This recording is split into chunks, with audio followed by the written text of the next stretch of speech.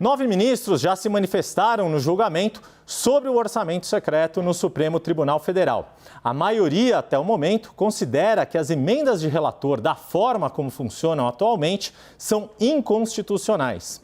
O julgamento foi suspenso após pedido de Ricardo Lewandowski e Gilmar Mendes. O repórter Nolan Roberts acompanhou o julgamento e tem as informações para a gente. Nolan, uma boa noite para você. Boa noite, Yuri. Um prazer falar com você, Yuri Pita. Boa noite a todos que acompanham o Prime Time. O julgamento ficou, então, para terminar na próxima segunda-feira, dia 18. Foi suspenso, como você disse, a pedido de Ricardo Lewandowski e Gilmar Mendes, os únicos ministros que ainda não se pronunciaram a respeito do tema. A sessão foi aberta ontem, com o voto da ministra presidente do STF, Rosa Weber, ela que considerou inconstitucional a prática do orçamento secreto. E aí seguiram o voto da relatora, os ministros Luiz Roberto Barroso, Edson Fachin, Fux e Carmen Lúcia. E aí está 5-4 porque André Mendonça e Cássio Nunes Marques entendem que as emendas de relator são constitucionais e também o Alexandre de Moraes e Dias Toffoli também divergiram da relatora, a ministra Rosa Weber, mas eles entendem que as emendas de relator têm que passar por adequação e se tornar mais transparente, mais parecidas com as emendas que já são praticadas, as emendas legislativas que já são praticadas no Congresso Nacional. A ministra Rosa Weber, então, entende que é inconstitucional. A gente lembra o que acontece com essas emendas de relator. Todo mundo critica por quê? A maioria, critica por quê? Porque falta transparência, ela não é proporcional, não é dividida da mesma maneira, dá um poder de barganha entre o governo e o Congresso Nacional. São essas as críticas e foi por isso que alguns parlamentares impetraram essa ação no Supremo Tribunal Federal e por isso que essa ação está sendo julgada. Inclusive, o Congresso Nacional também ia discutir a respeito desse tema, das emendas de relator hoje, só que entenderam que precisam esperar o resultado, então, do que diz o Supremo Tribunal Federal na próxima segunda-feira. Ficou para a próxima segunda-feira os votos de Ricardo Lewandowski e Gilmar Mendes. Por enquanto, 5-4, ou seja, para formar a maioria, apenas mais um voto. Se um dos dois entenderem que o orçamento secreto é inconstitucional, aí já dá a maioria e aí é a derrubada das emendas de relator. Isso, Yuri, pode ter consequências na relação entre o governo eleito, o governo de Lula e o Congresso Nacional. Eu volto ao estúdio. Sem dúvida alguma, Nolan, vai mexer com as peças de todo mundo. Obrigado mais uma vez, Nolan Robertos, direto de Brasília. Vou chamar agora a nossa analista Larissa Rodrigues, também lá de Brasília, pois esses julgamentos, como disse o Nolan, têm impacto em outros assuntos que afetam o Congresso Nacional e, claro, o futuro governo. Larissa, boa noite. Antes de tudo, queria que você explicasse o voto do ministro Alexandre de Moraes e como ele foi visto pelo Congresso Nacional. Qual a importância desse voto para as lideranças na Câmara e no Senado? Boa noite mais uma vez. Oi, Yuri, boa noite, vamos falar com você, boa noite para todo mundo que acompanha a gente. Eu estava aqui lendo o voto do Alexandre de Moraes e também fazendo uma pesquisa em alguns documentos ali do Congresso para entender as emendas individuais. Vou tentar ser clara aqui, porque a gente está contabilizando em muitos momentos como se o voto de Alexandre de Moraes fosse a favor da liberação de emendas de relator do orçamento secreto.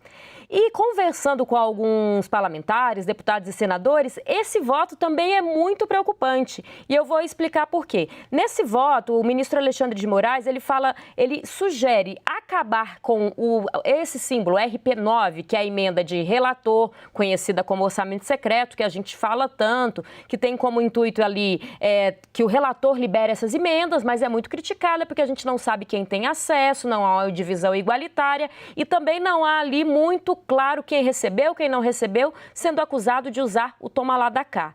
Então, Alexandre de Moraes sugere acabar com esse tipo de emenda e pegar o montante, cerca de 16 bilhões de reais, da emenda de relator RP9 e transformar na RP6, que é a emenda individual. Parece complicado, mas isso, no fim das contas, é fazer com que esse montante seja usado em emendas que já existem. O problema para o Congresso Nacional é que a emenda individual, ela tem muitas regras a serem seguidas. Primeira regra, por exemplo, ela prevê que cada parlamentar, isso está no orçamento do ano que vem, que deve ser aprovado, está valendo ele agora, tenha direito a 25 emendas. Isso significa uma divisão igualitária. Por mais que agora o Congresso fala que vai tentar tornar a coisa igualitária, se aprovar esse projeto que eles tentaram aprovar, a divisão ela vai ser por tamanho de bancada e não pelo parlamentar. Isso significa que hoje o PL, quer dizer, ano que vem, né, o PL vai ter 99 parlamentares.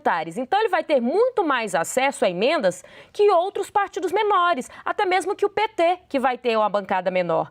Já se for de emenda individual, não é pelo tamanho da bancada, é por parlamentar. Então, o parlamentar do PT, do PL, do PSOL, vai ter o mesmo número de emenda, vai ter o mesmo montante. Essa é a primeira reclamação. Para a gente encerrar, nesse projeto também prevê uma divisão para que o relator tenha mais ou menos 5% de direito de indicar para onde vai e os comandantes das mesas, ou seja, a mesa diretora da Câmara e do Senado, presidente da Câmara, presidente do Senado, também vai ter direito, mesmo com a aprovação desse projeto, que quer mudar as emendas de relator, a um montante desse orçamento. Na emenda individual também não é assim. Ele vai receber o mesmo valor que qualquer outro parlamentar. Cai também o poder dos comandantes da Câmara e do Senado nessa tentativa de negociação. Yuri. Obrigado, Larissa. Quer dizer, não é fácil resolver essa equação e aí pedir ajuda também para a gente entender tudo isso que está acontecendo em Brasília para o meu colega analista aqui de São Paulo, Caio Junqueira. Caio, boa noite. Havia um projeto, justamente a gente estava mencionando aqui, no Congresso Nacional, sobre orçamento secreto, que foi apresentado, inclusive, relatório hoje de manhã para tentar, de certa forma, amenizar o julgamento de hoje no Supremo, mas a votação foi adiada.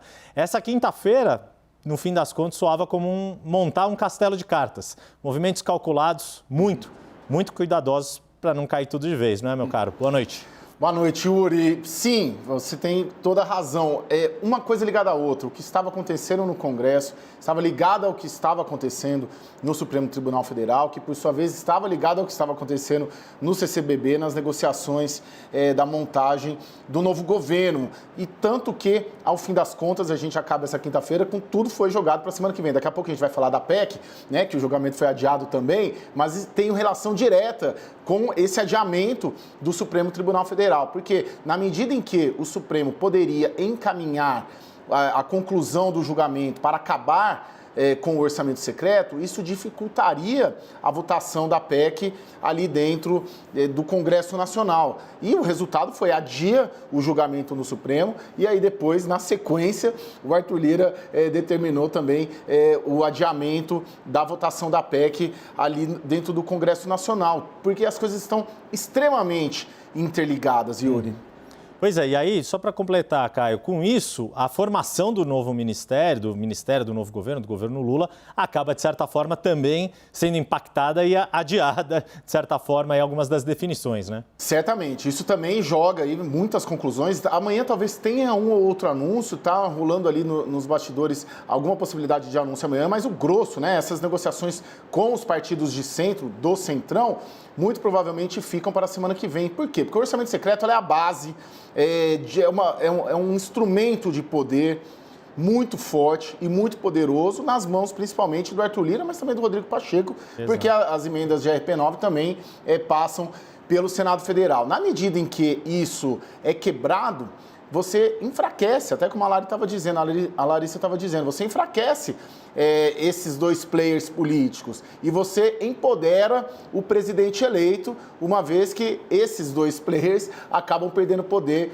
sem o orçamento secreto. Então, na medida em que você empodera o presidente eleito, dá a ele uma possibilidade maior de negociar com outros atores políticos que não apenas o Arthur Lira e o Rodrigo Pacheco. É nessa medida que tudo fica extremamente interligado, tanto era interligado que acabou tudo também sendo adiado.